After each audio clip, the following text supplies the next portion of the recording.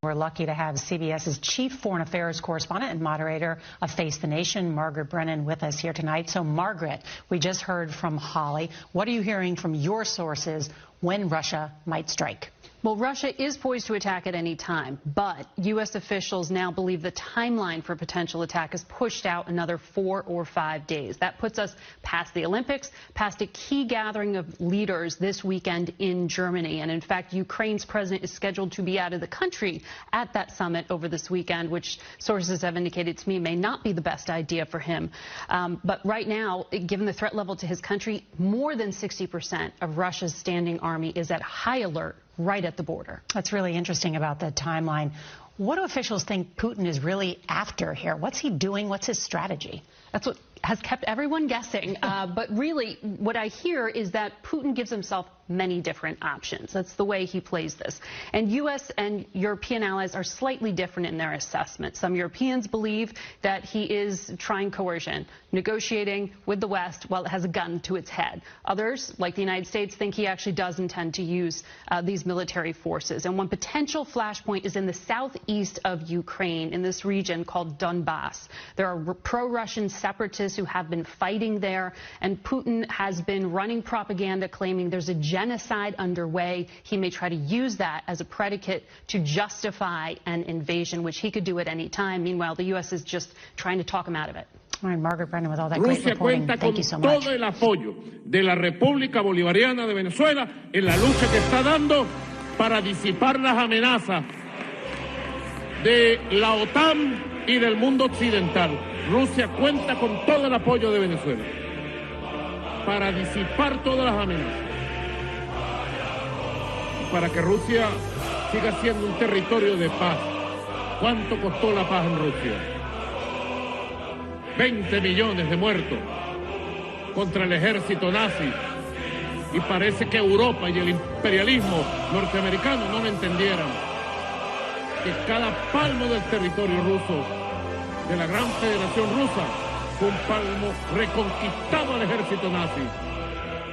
Y eso no se olvida, eso está en los genes de la juventud rusa. Por eso el presidente Putin sabe que puede contar con el pueblo bolivariano y revolucionario de Venezuela y con nosotros como gobierno. Ambivalente, indeciso y bipolar. Este es Zelensky, es el presidente de Ucrania.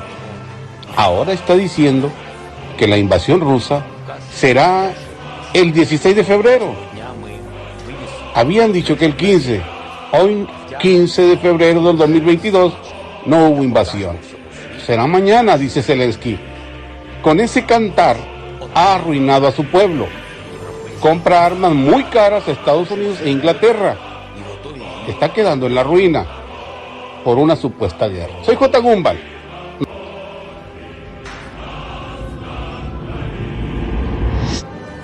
So we have not seen any withdrawal, not any Russian de-escalation route.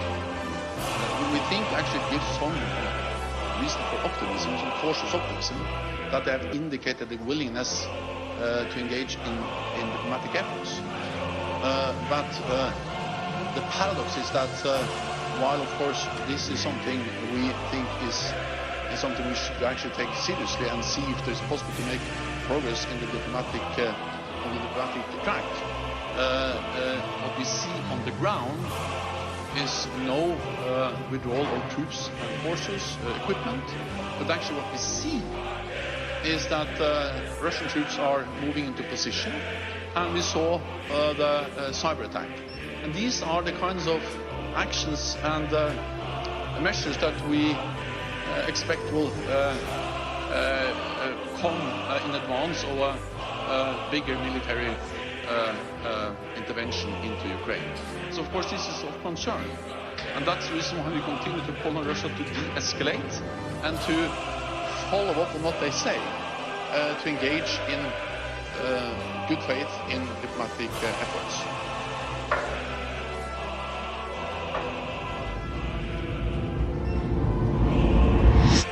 This is the biggest concentration of forces in Europe since the Cold War.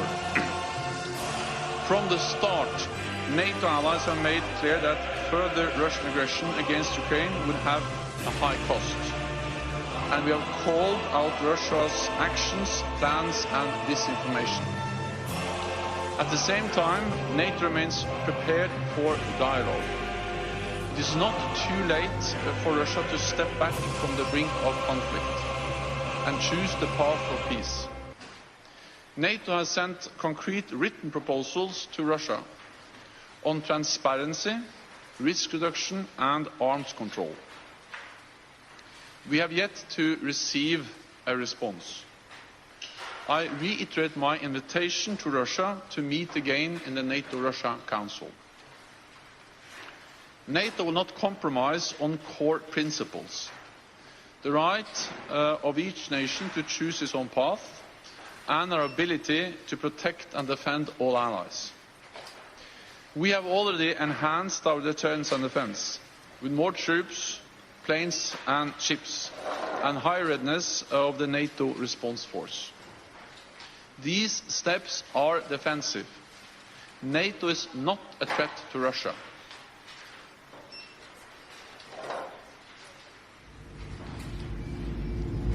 Вот так выглядит суперсовременный гиперзвуковой ракетный авиационный комплекс «Кинжал». Лично я впервые в жизни вижу его так близко, своими глазами, и имею возможность прикоснуться. Конечно, вызывают уважение его габариты. Из-за большого веса самолет МиГ-31К может взять только один такой комплекс, и по сути он выступает в роли первой ступени для запуска.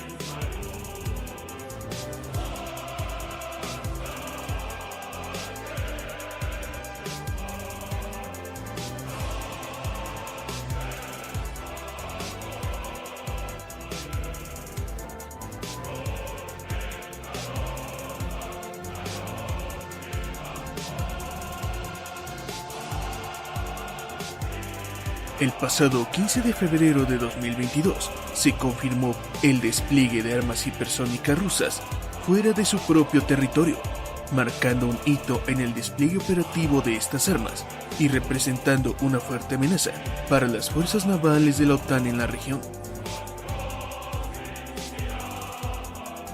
Con el despliegue de cazas MiG-31K con capacidad de portar misiles hipersónicos Kinzhal y bombarderos Tupolev-22 M3, igualmente capaces de portar estas armas, que fueron desplegados en la base aérea rusa de Megmin en Siria.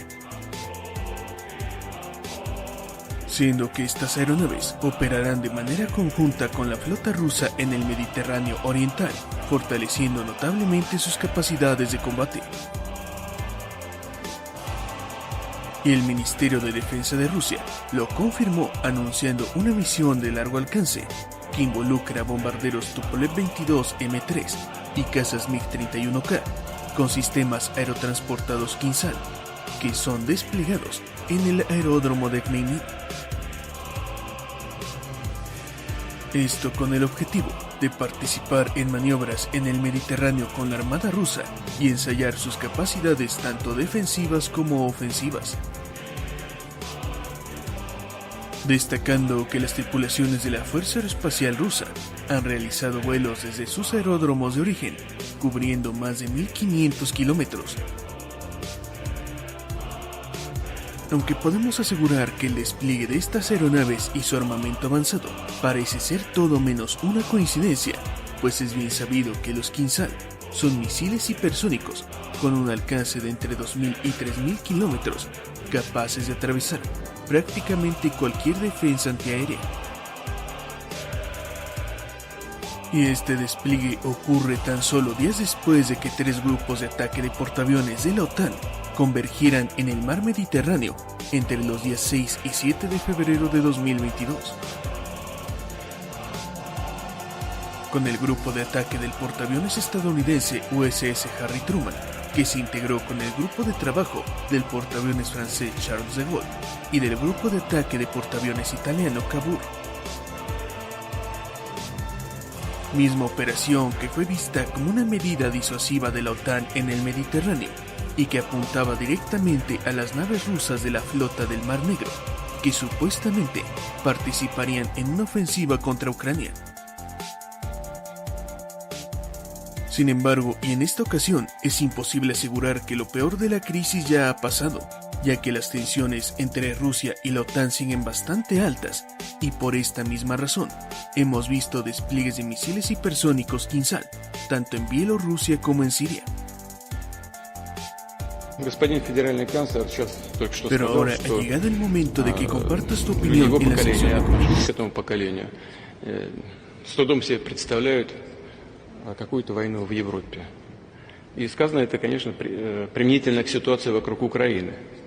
Но ведь мы с вами были свидетелями войны в Европе, развязанной как раз блоком НАТО против Югославии. Крупная военная операция с нанесением ракетно-бомбовых ударов по одной из европейских столиц, по Белграду. Это же было. Это очень плохой пример, но он был.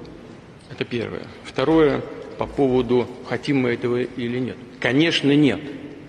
Именно поэтому мы и выдвинули предложение о переговорном процессе, результатом которого должна быть договоренность об обеспечении равной безопасности всех, включая нашу страну. Ich will gerne noch mal sagen, dass ich glaube, dass es in Jugoslawien eine etwas andere Situation gab. Es gab die Gefahr eines Völkermordes und das musste verhindert werden. Ich bin froh, dass wir mittlerweile eine friedliche Entwicklung haben und dass die Länder des Balkans alle eine eigene Perspektive jeweils in Richtung der Europäischen Union gefunden haben aus sich heraus. Ich glaube, das ist ein gutes Zeichen. Позволю себе только добавить, что по нашим оценкам, то, что происходит на Донбассе сегодня, это и есть геноцид.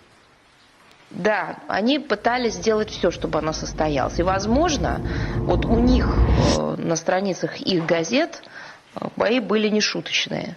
Но к реальности это не имеет никакого отношения. К сожалению, для Washington-Post, New York Times, Bloomberg, Daily Mirror, Bild, Sun и прочих, опять же, средств массовой дезинформации, как я уже сказала, в предыдущие дни война так и не случилась. Но они не унывают, они продолжают ее ждать с упорством, достойным лучшего применения. Сегодня ночью, по сообщениям ряда телеканалов, CNN заставила своих корреспондентов и операторов работать просто круглосуточно, чтобы снять, как они сказали, вторжение российских танков. Агентство Рейтер запустил прямой эфир, видимо, надеясь, что произойдет что-то плохое, но очень хотелось. Интересно, что даже отвод ряда подразделений российской армии к местам постоянной дислокации после завершения учений был преподнесен как некий хитрый маневр русских по отвлечению внимания от будущего вторжения.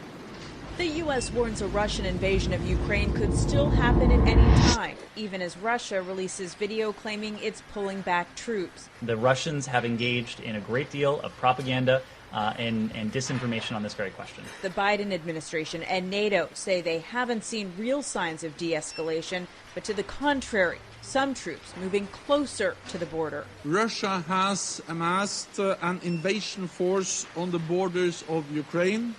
At the same time, there are signs from Moscow that diplomacy should continue.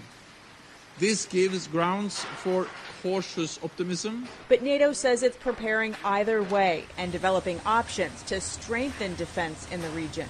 The former U.S. ambassador to Russia testifying before lawmakers on Wednesday said he believes it's still possible Russian President Vladimir Putin hasn't yet decided if he'll attack. Experts on the region described why the threat goes beyond Ukraine. Putin seeks an end to NATO and to the European Union, and more immediately, at least weaken unity in both of those organizations. Meanwhile, U.S. officials tell CBS News Russian hackers likely targeted the Ukrainian government, including the military and critical infrastructure, to collect intelligence that could be leveraged if Russia decides to invade. Natalie Brandt, CBS News, Capitol Hill.